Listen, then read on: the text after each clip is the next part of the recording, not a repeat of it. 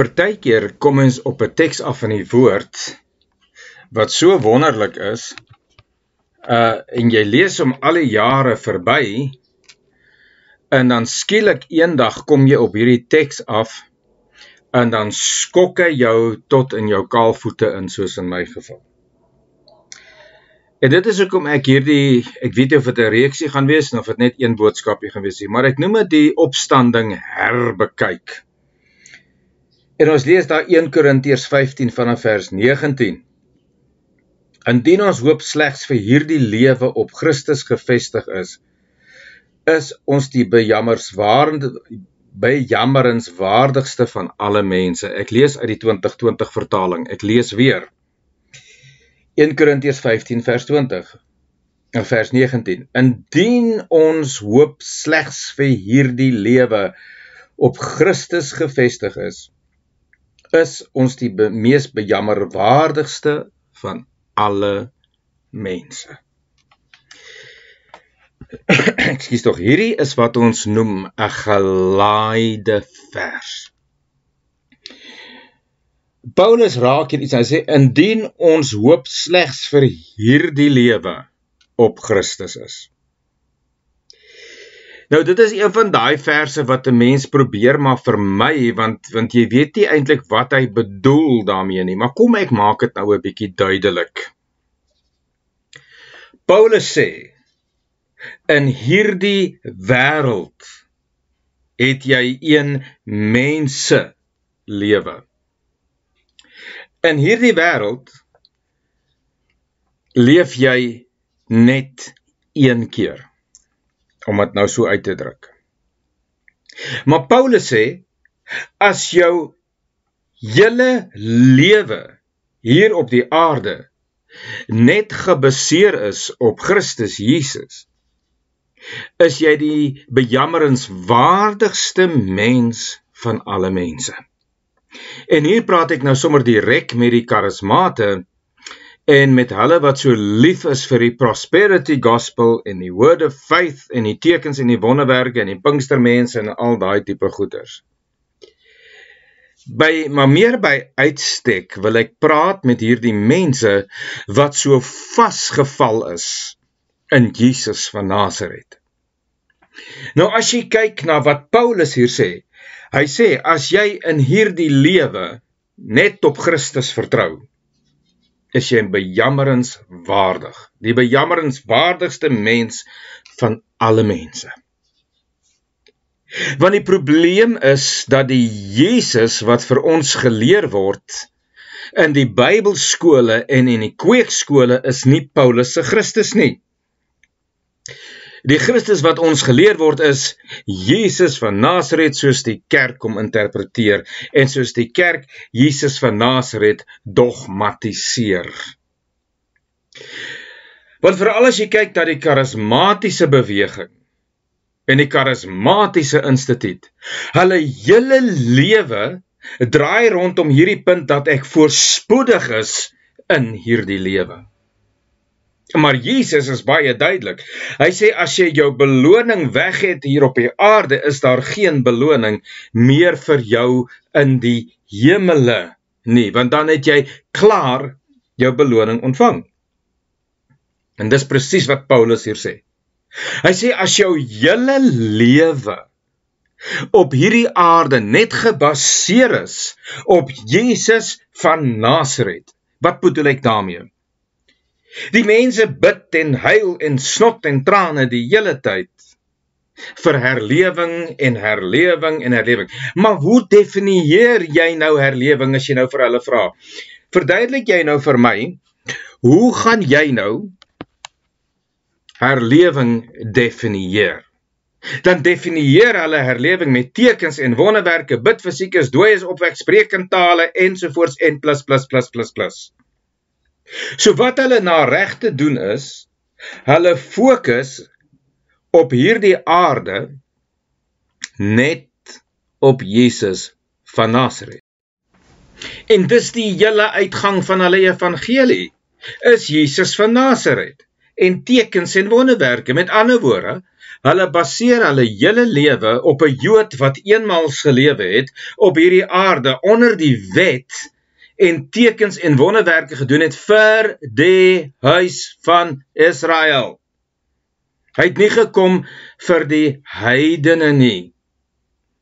Maar in die kweekskole word ons so morsdood gegooi met Jesus van Nasaret.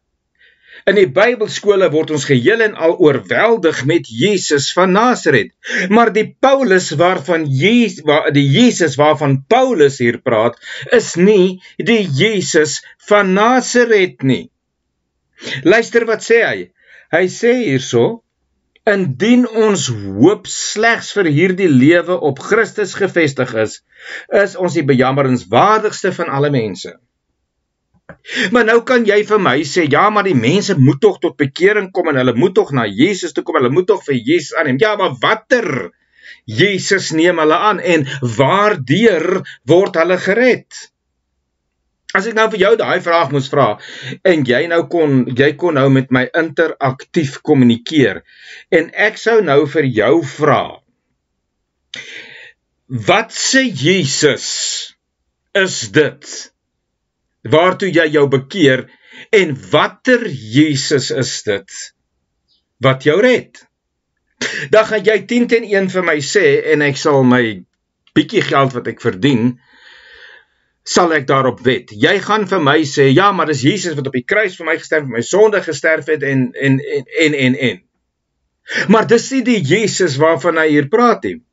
Hy sê, as jy op daardie Jesus, daardie fisiese, liggaamlike Jesus van Nasaret, vir hierdie lewe op hom gaan vertrou, dan is jy die bejammerenswaardigste van alle mense. Kyk hierso, die probleem is met die kerk. Hulle het 'n vermenging gemaak van die wet, van Adam, van die profete en Jesus van Nasaret, en dit bymekaar gegooi, en nou noem hulle dit die evangelie. Luister jy na radiopredikers en televisiepredikers, kan ek vir jou waarborg, hulle gaan of praat uit Matteus, Markus en Lukas uit, en dan gaan hulle net sekere verse van Paulus aanhaal, maar in die hoofstroomkerke is dit al ewiglik die profete. Ek meen, ons was nou die dag in 'n diens waar die man gepraat het oor Samuel. En toe ons luister na 'n ander ou, te praat hy uit Rigters uit. Toe ons luister na 'n ander man, te praat hy uit Psalms en uit Jeremia uit, en hulle praat alles behalwe die Christus waarna Paulus verwys. Paulus sê, as jy op hierdie Jesus van Nasaret vertrou vir jou hele lewe hier op aarde, is jy die mees bejammerenswaardigste persoon wat nog ooit geleef het. Hoekom sê jy so, Poena? Want hierdie Jesus van Nasaret leef nie meer nie. Hy is nie meer op die aarde nie. En dit is nie die Jesus waarvolgens ons moet leef nie. Waardeur word jy dan gered as jy tot bekering kom?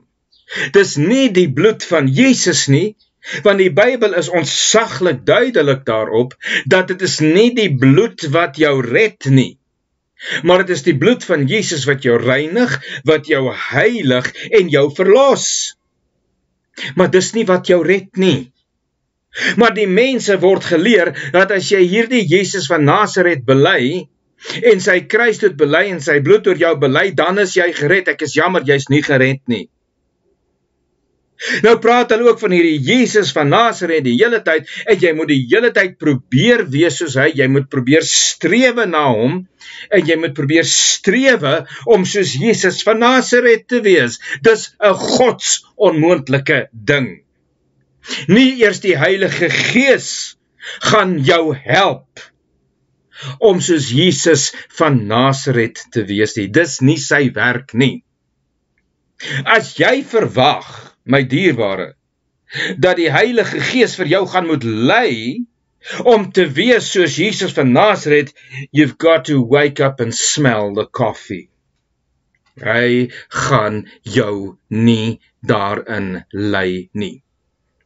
Jy kan alles in jou vermoë doen om soos Jesus van Nasaret te wees en jy gaan dit in der ewigheid, solank as wat God ewig is en solank as wat God is, gaan jy dit nooit bereik nie.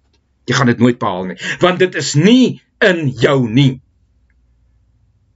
Jy dink dat as jy Jesus van Nasaret volg, dan is jy presies soos hy is, en dit is juis die verkeerde Jesus wat jy nie moet wees nie. Maar die Christus wat jy moet wees, is definitief nie Jesus van Nasaret nie. Die herlewing wat jy moet hê in jou lewe, is definitief nie tekens en wonderwerke nie. Is nie voorspoedsteologie nie, is nie die woord van geloof of word of faith bediening nie. Die herlewing wat jy moet kry, is Christus wat in jou leef. Jy moet verstaan dat hierdie Christus is in jou. Hy lewe as God en is God in jou. En in hierdie Jesus, die Christus in jou, is die Vader en die Heilige Gees. Maar dis nie die Jesus van Nasaret nie. Dis Jesus, die lewende God, wat uit die hemel uit opgevaar, wat na die hemel toe opgevaar het, en uit die dood uit opgestaan het. Dit, my vriend, is die Christus wat in jou moet wees. Dit is die Christus wat jy navolg. Jy volg hom nie na as 'n disipel nie. Dis vir Jesus van Nasaret. Jy volg hom as jou lewe. As jou enigste en waaragtige en enige lewe. Hoe volg jy hierdie lewe van Christus in jou is? Jy laat toe dat die Christus wat in jou wedergebaar is, deur jou begin lewe as homself en nie weer geherdefinieer en hertoegepas as Jesus van Nasaret nie. Jy sien hier die Christus wat in jou en in my is, wat by jou en by my kom inwoon het, wat die saad van God is, deur wie ons gebore is en wedergebore is nie Jesus van Nasaret nie. Hy was Jesus van Nasaret gewees toe hy op die aarde was. Hoekom? Want hy moes 'n stuk vleis vat in die vorm van 'n liggaam om die offerlam te kan wees. Die offerlam in die tabernakel en in die tempel was gewees 'n dier met 'n stuk vleis aan, 'n lyf wat 'n stuk vleis is, wat doodgemaak is en opverbrand is. Nou hierdie Jesus van Nasaret was 'n stuk vleis gewees, wat God opgeneem het, om daai bloed wat in daai stuk vleis is, te gaan stort op die altaar van die kruis.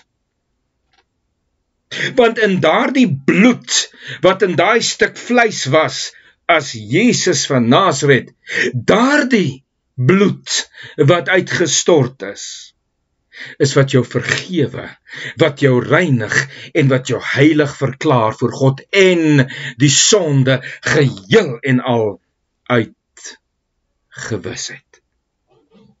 Maar daardie stuk vleis, Jesus van Nasaret, wat gesterf het en dood gegaan het en 3 dae later opgestaan het, is 'n verheerlikte stuk vleis. Maar die keer sonder bloed, want daai bloed is in ons gestort. En daai liggaam wat uit die dood uit opgestaan het as Christus, het sy lewe gevat as God, wat hy gewees het, voor hy 'n stuk vleis op die aarde kom aanneem het.